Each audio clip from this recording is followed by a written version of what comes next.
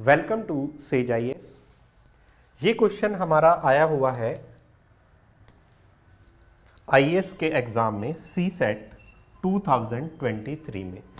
पहले हम इस क्वेश्चन को पढ़ेंगे और फिर बिना कॉपी पेन यानी एक आईएएस कैसे सॉल्व करेगा इस बात को समझेंगे। फिर उसके बाद थोड़ा पढ़ा लिखा थोड़ा मैथ्स का यूज़ करके कैसे सॉल्व करेंगे, और बिल्कुल भी अगर आपको मैथ्स नहीं आता है तो फिर हम इसे कैसे सॉल्व करेंगे। तीनों बातों को हम समझते हैं यहाँ। तो क्वेश्चन पढ़ना स्टार्ट करता हूं मैं, आप समझते जाएंगे साथ में।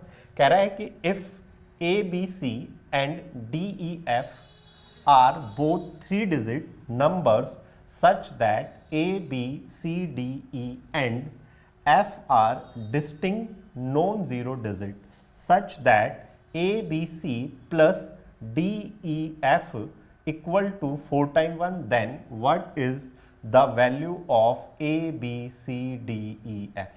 तो इसने बोला कि ये आपके पास 2-3 डिजिट के नंबर है, उनको जोड़ा जाता है तो 4 बार 1 आता है। तो 4 बार 1 को अगर हम जोड़ते हैं तो 4 आता है प्लस 4 हो जाता है। और यहाँ पर अगर हम इन दोनों के डिजिट को जोड़ते हैं तो ये 10 आता है, ये 3 आ गया, ये 11 आ गया और 4 आ रहा है हमारा डी से। तो इसलिए हमारा आंसर हो गया डी। तो ये बात तो आपको समझ आ गई कि ये हमारा आंसर आ चुका है। अब आप सोच रहे होंगे कि ऐसे कैसे आंसर आ गया, तो इस बात को भी समझ लेते हैं। तो इसमें बेसिकली जो ये कहना चाह रहा है वो ये कहना चाह रहा है कि ए बी सी और डी ई और एफ को जब आप ऐड करते हैं तो आपका 1 1 1 1 ऐसे आता है। तो इसमें एक बात आपको समझनी है, इसमें जो मैंने मेथड अप्लाई किया उसको बोलते हैं डिजिटल सम। डिजिटल सम का क्या होता है समझ लेते हैं। जैसे मैं छोटे से एग्जांपल से बना देता हूँ। जैसे हमारे पास 1 2 है और मैंने 3 4 इसको ऐड किया तो हमारे पास जो एडिशन में आ गया है ये आ गया 6 और ये आ गया 4।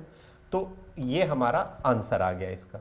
लेकिन अगर मैं बात करूं तो 1 + 2 3 होता है और 3 + 4 कितना होता है 7।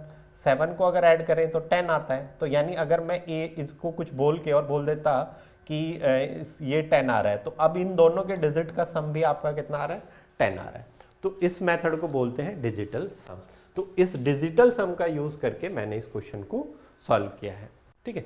तो अब अगर आप इसको बेसिक से करना चाहते हैं तो उसका मतलब ये हो गया कि आप ये बोलेंगे कि C + F जो है वो आपका होना चाहिए 11। फिर इन दोनों का जोड़ 10 आएगा, फिर इन दोनों का जोड़ 10 आएगा। तो इट मीन्स B + E आपका हो गया कितना 10, और फिर आपका हो गया A + D इज ऑल्सो 10। तो इन सबको भी ऐड करेंगे तो आपका आंसर जो है वो 31 आ जाएगा। तो ये हो गया आप अगर थोड़ा बहुत मैथ्स में लिखना चाहते हैं तब।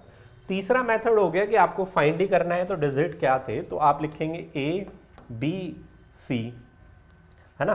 तो A B C में हमें ये पता है कि इनका सम 11 आ रहा है। तो 11 कैसे आएगा, इसको अगर हमने 5 माना इसको 6 तो 11 आ गया। अगला हमें 10 बनाना है तो 10 8 और 2 10 हो गया और 1 11 हो गया। फिर हमें 10 बनाना है, फिर 10 किसका कितना हो गया 7 और 3 हो गया, और फिर ये 11 आ गया। अब आप इनके डिजिट को अगर सम करेंगे सबको, अगर आप इनको देखें तो आपका 31 ही आ रहा होगा, क्योंकि ये हो गया आपको 7 और 8 15 और 5 20 और आपका 3 20 25 और 6 31, यानी आंसर आपका हर वे में यही आने वाला है।